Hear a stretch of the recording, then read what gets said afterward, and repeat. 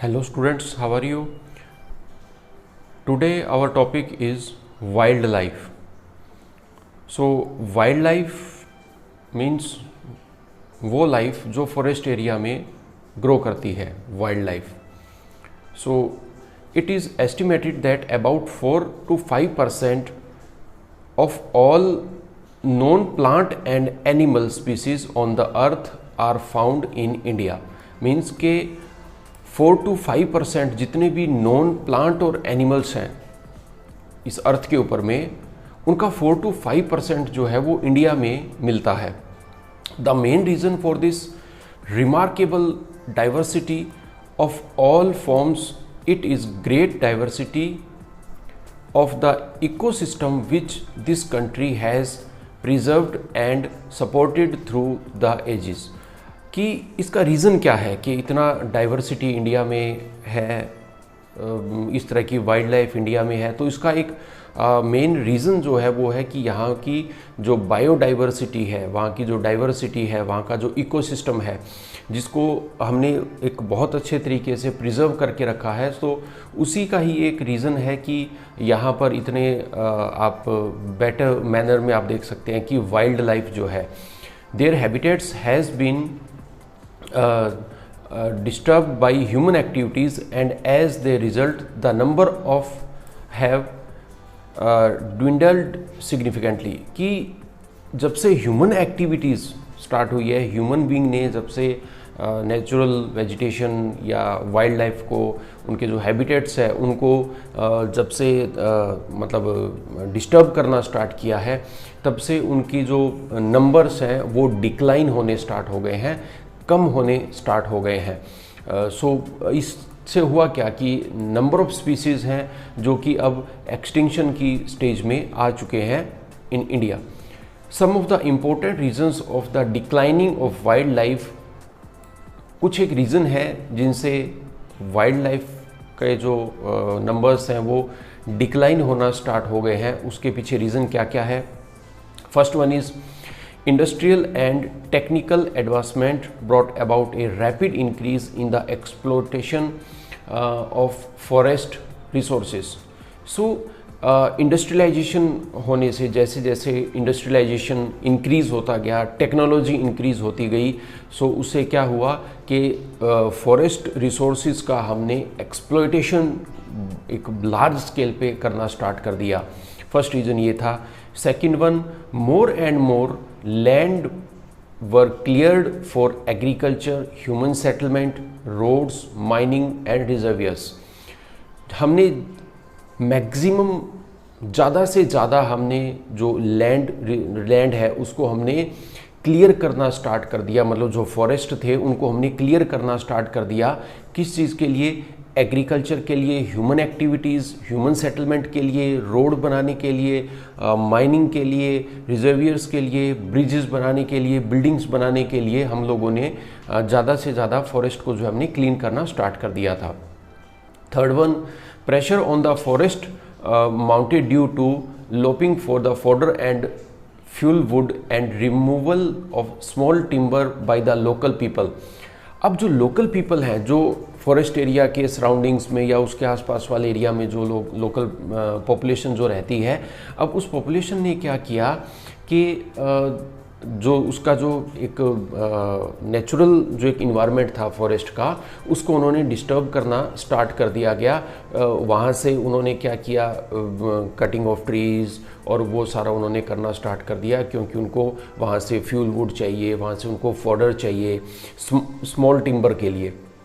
Small timber के लिए उन्होंने क्या किया, उस एरिया को एक्सप्लॉइट करना स्टार्ट कर दिया, उन फॉरेस्ट को जो है वो काटना स्टार्ट कर दिया. ये मेन एक रीज़न था. Next one, grazing bye domestic cattle caused an adverse effect of wild life and its habitat. जो ग्रेजिंग, जो डोमेस्टिक कैटल के थ्रू जो हम लोग ग्रेजिंग करवाते थे और ग्रेजिंग होती थी, उसका भी एक एडवर्स इफेक्ट पड़ा, एक नेगेटिव इफेक्ट पड़ा वाइल्ड लाइफ और उनके हैबिटेट के ऊपर में. बहुत वो लोग वाइल्ड लाइफ जहाँ रहते थे उनका जो भी एरिया है उसके ऊपर में नेगेटिव इम्पैक्ट पड़ा.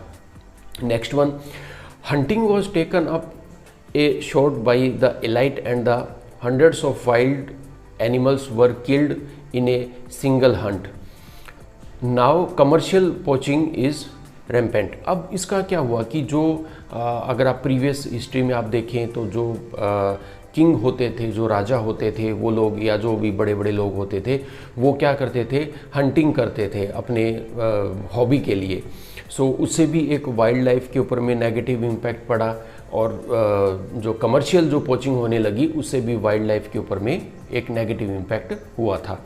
Next one, incidence of forest fire. ये एक बहुत बड़ा एक नेचुरल आप रीज़न कह सकते हैं कि जो फॉरेस्ट फायर जो होती रहती है टाइम टू टाइम, सो उससे भी उस एरिया का जो वाइल्ड लाइफ है उसके ऊपर में एक नेगेटिव इम्पैक्ट होता है फॉरेस्ट फायर के थ्रू भी। अब कुछ एक चीज़ें हैं कि गवर्नमेंट ने वाइल्ड लाइफ को प्रोटेक्ट करने के लिए या कुछ एक स्टेप्स लिए थे। सो वो स्टेप क्या क्या थे? First one is wild life conservation in India. So अब वाइल्ड लाइफ को कंजर्व करने के लिए हम, क्योंकि ये चैप्टर इंडिया के प्रोस्पेक्टिव से कर रहे हैं, सो वाइल्ड लाइफ को कंजर्व करने के लिए क्या कुछ किया गया गवर्नमेंट की तरफ से। सो इसका एक अगर हम थोड़ा सा प्रीवियस हिस्ट्री को देखें, सो एक हमारा एक लॉन्ग ट्रेडिशन रहा है इंडिया के अंदर में, जिसमें हम लोग वाइल्ड लाइफ को हम लोग प्रोटेक्ट करते हैं। वाइल्ड लाइफ को प्रोटेक्शन करने वाली आपने बहुत सारी स्टोरीज़ भी पढ़ी होंगी, like Panchatantra and jungle book. So इस तरह की जो एक जो हमारा कल्चर है, एक ट्रेडिशन है, उसने भी हमारे एक माइंड के ऊपर में एक इम्पैक्ट रखा है कि हमें वाइल्ड लाइफ को हमें प्रोटेक्ट करना चाहिए। तो ये भी एक पॉजिटिव इम्पैक्ट हुआ वाइल्ड लाइफ को प्रोटेक्ट करने के लिए। 1972 के अंदर में वाइल्ड लाइफ एक्ट जो था वो लाया गया था, उसको एक लॉ बनाया गया। सो इन 1972 वाइल्ड लाइफ एक्ट जो था वो आया था, गवर्नमेंट ने इसको बनाया था वाइल्ड लाइफ एक्ट को, which provide the main legal framework for conservation and protection of wild life in India. इसने एक लीगल एक फ्रेमवर्क दिया वाइल्ड लाइफ को कंजर्वेशन और प्रोटेक्शन के लिए। The two main objective of the act are, इसके दो मेन ऑब्जेक्टिव थे इस एक्ट के, जो वाइल्ड लाइफ एक्ट 1972 बना था उसके दो मेन ऑब्जेक्टिव थे। First one is to provide protection to the endangered species listed in the schedule of the act. First ये था कि जो भी एक शेड्यूल के अंदर में जो इंडेंजर्ड स्पीसीज को बनाया रखा गया है, उनको हमें एक प्रोटेक्शन प्रोवाइड करवाना है। ये एक फर्स्ट इनका जो था वो एक्ट था। And second one is to provide legal support to the conservation area of the country classified as national park, sanctuaries and closed area. Second इनका एक्ट क्या था कि लीगल सपोर्ट प्रोवाइड करवाना, किसको? नेशनल पार्क को, centuries को, और जो क्लोज्ड एरिया है उनको लीगल हेल्प उनको प्रोवाइड करवाना, ये इसका एक मेन एम था। This act has been comprehensively amended in 1991। 1991 के अंदर में क्या था, इस एक्ट को थोड़ा सा अमेंडमेंट किया गया, इसको चेंज कर दिया गया, इसमें कुछ नई चीज़ें ऐड की। क्या क्या ऐड किया? Making punishment more stringent and has also made provisions for the protection of specified plant species and conservation of endangered species of wild animal.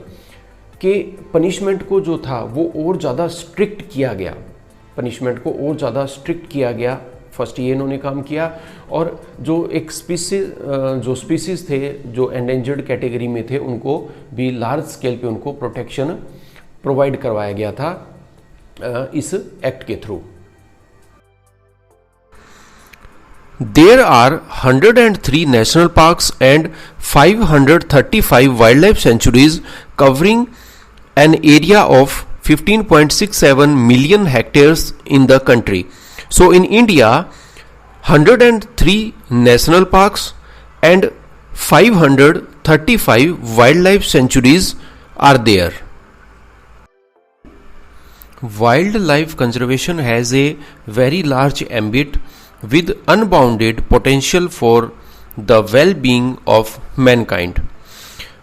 कि वाइल्ड लाइफ जो प्रोटेक्शन है, वाइल्ड लाइफ कंजर्वेशन है, उसकी जो limits हैं, उसकी जो आगे स्कोप है वो बहुत लार्ज स्केल पे होता है और इसमें मैनकाइंड माने ह्यूमन बीइंग के वेलबींग के लिए उसमें बहुत ज़्यादा स्कोप रहता है. However, this can be achieved only when every individual understand its significance and contribute has bit. अब ये तभी पॉसिबल हो पाएगा, हम अपने वाइल्ड लाइफ कंजर्वेशन के गोल को हम तभी अचीव कर पाएंगे जब हर एक individual means each and every person, each and every citizen जब उसमें एक्टिव रोल प्ले करेगा, जब वो इसकी जो इम्पोर्टेंस है उसको समझेगा और उसके में अपना एक कंट्रीब्यूशन देगा, तभी हम इन चीज़ों को बहुत एक बेटर मैनर में हम इनको एग्जीक्यूट कर पाएंगे. For the purpose of effective conservation of flora and fauna, special steps have been initiated by the Government of India in collaboration with UNESCO Man and Biosphere Program. So, flora और फोना के conservation के लिए, flora और फोना दोनों को conservation provide करवाने के लिए इंडियन गवर्नमेंट ने यूनेस्को के साथ कोलैबोरेशन करके एक प्रोग्राम स्टार्ट किया है जिसका नेम है मैन एंड बायोस्फीयर प्रोग्राम. सो इस प्रोग्राम के अंडर में फ्लोरा और फोना को कंजर्वेशन प्रोवाइड किया जाता है. Special schemes like project tiger and Project Elephant have been launched to conserve these species and their habitat in the sustainable manner. अब प्रोजेक्ट टाइगर और प्रोजेक्ट एलिफेंट दो स्पेशल स्कीम्स स्टार्ट की गई हैं ताकि एलिफेंट और टाइगर्स को protect किया जा सके और इनके हैबिटेट को भी प्रोटेक्ट किया जा सके एक सस्टेनेबल मैनर में. Project Tiger has been implemented since 1973. So, Project Tiger was implemented in India in 1973. The main objective of the scheme is to ensure maintenance of viable population of tigers in India for scientific, aesthetic, cultural and ecological values and to preserve areas of biological importance as natural heritage for the benefits, education and enjoyment of the people. So ये जो project tiger start किया गया था, इसका main objective क्या था कि एक तो टाइगर्स की पॉपुलेशन को मेंटेन करना है, ये इंश्योर करना है कि उनकी जो पॉपुलेशन है उसको हम लोग मेंटेन कर पाएं और उसको इंक्रीज कर पाएं. साथ में ही उसका जो नेचुरल जो हैबिटेट्स है, नेचुरल जो हेरिटेज है, एक बायोलॉजिकल नेचुरल हेरिटेज की जो एक बायोलॉजिकल जो इम्पोर्टेंस है उसको भी हम लोग प्रोटेक्ट करके रख पाएं और उसके बेनिफिट इस सोसाइटी को मिले in the field of education and in the field of enjoyment also. Initially the project tiger was launched in 9 tiger reserves. जब प्रोजेक्ट टाइगर स्टार्ट हुआ था सो उस टाइम में 9 टाइगर रिजर्व्स थे इंडिया में, covering an area of 16,339 square kilometre which has now increased to 44 tiger reserves. Starting में जब प्रोजेक्ट टाइगर स्टार्ट किया गया था तो उस टाइम में 9 टाइगर रिजर्व्स थे जो इंक्रीज होके 44 के नंबर तक पहुंच गए और जो एरिया था स्टार्टिंग में 16,339 स्क्वायर किलोमीटर था जो इंक्रीज होके 36,988 स्क्वायर किलोमीटर तक हो गया था. And the tiger habitats distributed in 17 states. So अब ये जो टाइगर हैबिटेट्स है ये 17 स्टेट्स में है इंडिया के.